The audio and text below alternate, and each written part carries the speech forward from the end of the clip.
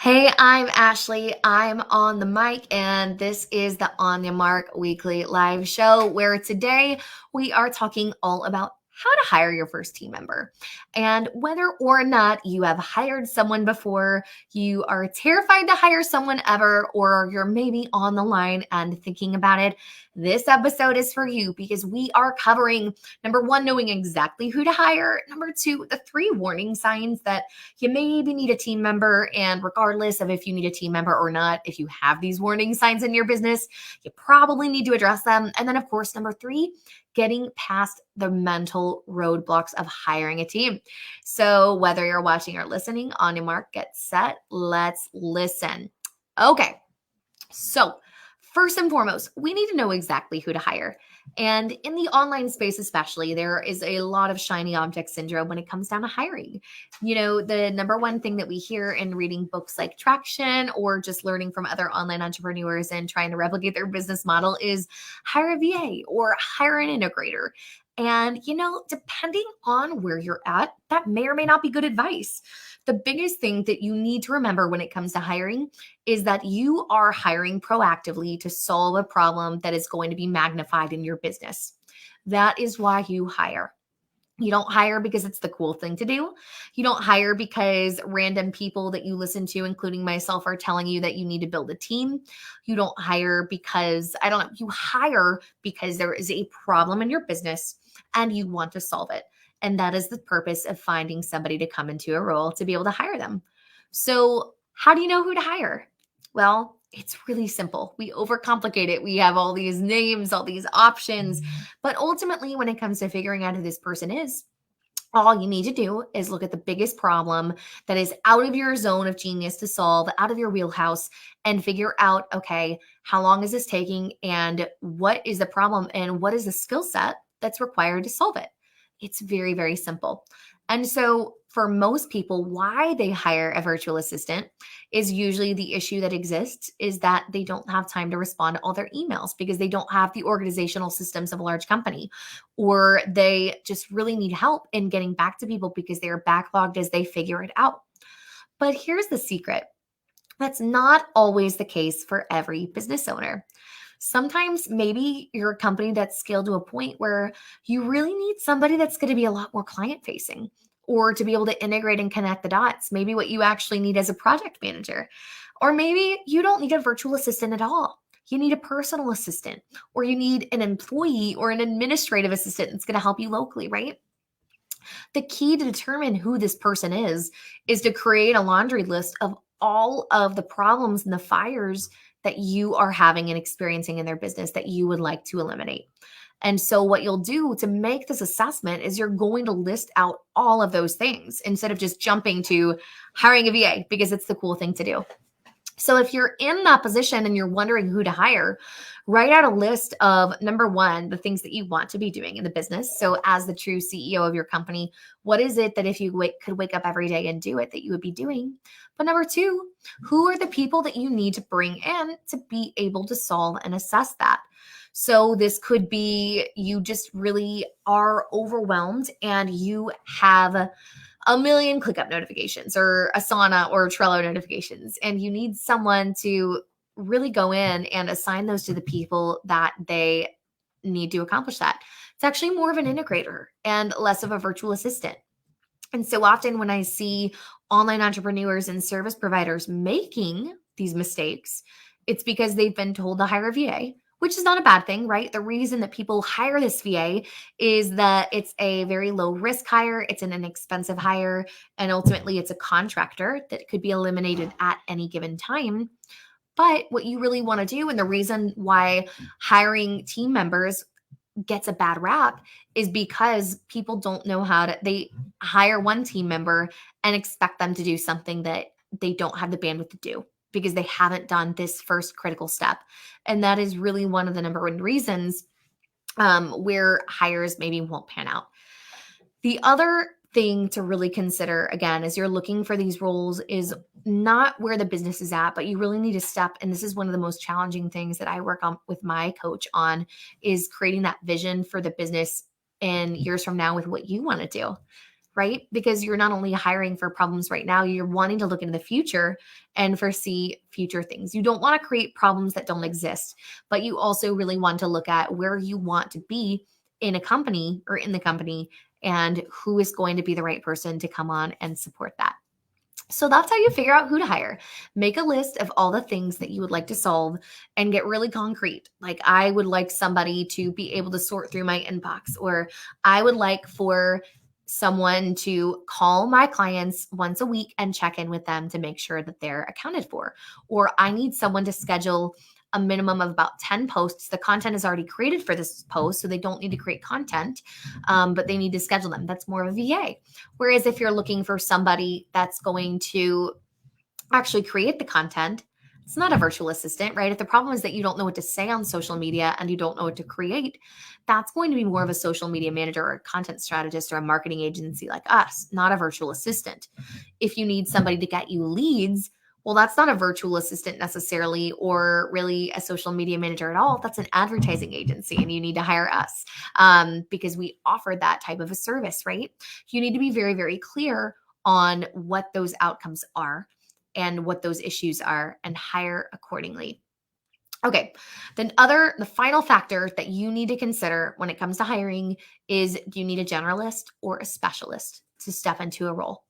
A generalist is typically going to be a contractor or an employee that's going to be more of an administrative role, or even a role that they're multifaceted and they're doing a lot of things.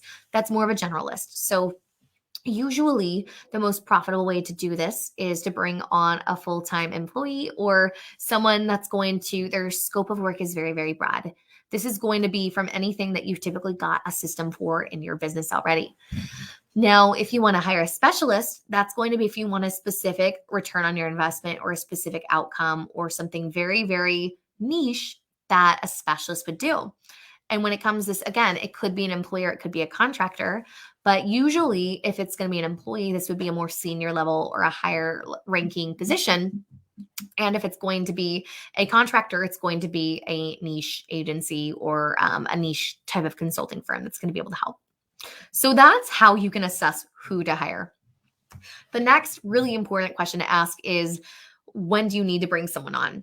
And there's 3 warning signs that I want to talk about when you need a team member. The first is very obvious. You're at capacity. If you are at capacity, you have a decision to make in the way that your future of your business looks.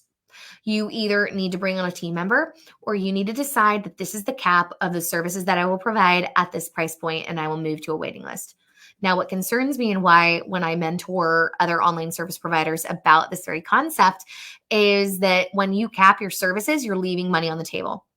And so you can do this for a season, but the question that you really need to determine is, am I content with the amount of clients, the amount of work, and the amount of income that I'm making? And so it's ironic because most people want their cake and they want to eat it too. And so they say, well, I don't want a team member, but I want to make $1 million and I only want to work 10 hours a week and I don't really want to fulfill.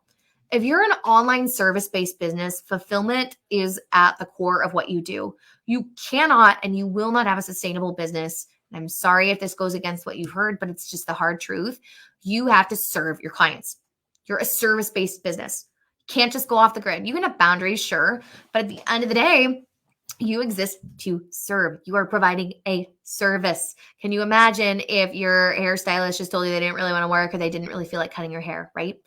You're probably not going to go see them. You're going to have to find someone else. You're a service-based business. Your job is to serve your clients. Therefore, you have to decide, and it's okay if you say, you know what?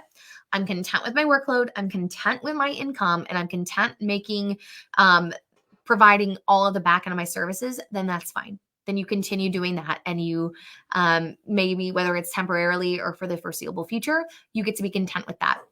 But if you're at capacity and you do want to bring in more income and you don't want to work as much, then you need to hire. You need to hire a team member. And again, it doesn't have to be overwhelming. We'll get to that in the third point, but that's the first sign, is that you're at capacity. The next sign that it's time to hire is that you're doing things, you're in a profitable place and you're doing things you don't want to be doing. So when you've provided a service, you don't necessarily want to reinvent the wheel every single time because that's not profitable. It's harder for you to rinse and repeat every time you change the delivery and the fulfillment of a service. And quite frankly, just because you're bored doesn't necessarily mean that that service doesn't deliver results. And so when you are getting sick of the things that you're doing, chances are there's someone else that you could bring on when your business is profitable to come and have them help support you in those things so that you are not doing things you hate and you're pulled into your zone of genius. That's the second warning sign. If you're starting to feel burnout, not from a workload perspective, but doing things you hate and getting stuck doing, maybe again, I am an ads manager by nature, but a strategist at heart and really moving toward that trajectory. One thing that we've discovered internally with our team is that strategy is not only mine, but it's really our team zone of genius. And so that means that we either have to pivot the way that we're offering services. And in our case, we are because it's the best solution to our clients, or before that, the alternative I was considering is we brought on another ads manager to help with those things because they weren't in my zone of genius. Okay. So that's the second warning sign. If you're finding yourself dreading and resentful of some certain tasks, then it may be time to explore hiring someone that they would fall into their zone of genius. And finally, the third warning sign that you need to bring on a team member is maybe that you're stagnant. And this is not always the case. This is a tricky one to assess. But if you're stagnant and you're not seeing the growth and you've kind of gotten into a groove, then you may have inadvertently reached your capacity. And it may be time to explore bringing somebody else on so that whoever is selling, usually most likely you, can go out and have more business. Because sometimes psychologically, if you can't fulfill anymore, then you're probably not going to go out and get more new clients from a sales perspective. And so if you are at capacity, again, it kind of goes back to the number one, but if you are stagnant, it usually is a sign of a capacity issue. And so that can help go back to point number one, to bring on new people. Okay, so the last thing about how to hire your first team member, getting past the mental roadblocks of hiring a team. There are so many, right? The examples ranging from I don't want to manage people to I don't really want a big team to I don't know how to hire. Any upper limit roadblock mental thing, I've heard it. Okay, let's just talk about these myths. Usually, a sign of not wanting to hire it's not necessarily from a management standpoint, it's from an upper limit standpoint. Okay. It's from a standpoint. And what I mean by that, I'm referencing the big leap. It's because you have a set expectation of this is what it is like to hire. This has been my experience working for an employer in the past. This is the way that it has to be. And you typically around hiring, a lot of people have false beliefs on what hiring is and hiring isn't, and what culture and management is and isn't. And is there a management component? Sure. But the secret to remember is that if you hire the right people, management will not be easy, or you could hire and bring in somebody to help manage those people for you. So you need to get past that myth first and foremost to recognize that you have to change your expectations and beliefs. And so when it comes to getting past those roadblocks, you need to ask yourself, what are the beliefs that I have about bringing people on that may or may not be true? So to get past those beliefs, we ask two questions. Is it true or false, right, that hiring people means that I have to manage them? Probably not. It's probably false. You see a lot of owner operators all the time that are not involved. And so you probably more or less have the real issue at hand is essentially that you do not currently have the skills or the bandwidth to bring on someone to manage those people. So then the question number two becomes, is it possible that I could create a system or infrastructure before I can afford to hire someone to bring on this first team member and not have to manage them? Or is it even possible that I could bring on someone and not have a whole lot of management headaches related to those false beliefs? And if the answer is yes, then there you go. Then you get to decide, is the outcome that I want worth the risk in taking this step to hire? Is it worth it to me to hit $300,000 a year, if that's maybe your target, right? Maybe you're stuck at six figures right now and you want to hit 300. Is it worth me bringing on and potentially having to manage one person and create a system to hit that outcome? And I'm willing to bet if you're in this group and if you're listening to this show and you're growth oriented, the answer is probably yes. You've more than likely just convinced yourself with false beliefs. And so what needs to happen is you've got to begin reconditioning those beliefs to really evaluate, what do you want out of your business, and is a team a part of that? So in summary, really, really quickly, number one, you need to know who to hire based on the problems that you have to solve in your business. Problems that are happening or problems that you could see being magnified. That's really how you hire. It's not based on trends or this is everyone else is running advertising. I need to as well. Everyone else has I don't know, virtual assistant. I need one too. You need to actually look at problems. Number two, you need to look and determine if you have a capacity issue, if you are not working in your zone of genius, or if you're stagnant. Because usually those little warning signs, and again, they're not just hiring warning signs. If you do, there are other areas in your business that you really need to assess. But those are usually the three things that you'll begin to see. And finally, you need to get past the mental roadblocks of hiring a team. You need to decide once and for all what it is in the short term that you want for your business. And if hiring aligns with that, you need to be able to move forward and take the first step. All right. That is all I have for you today. I hope that this episode was jam-packed and so valuable when it comes to hiring your first team member. But remember, it's not as challenging as you think. We've got so many resources too in our Onya Mark Facebook group and a lot of our free trainings and of course in our paid programs if you need help. So just send us a message.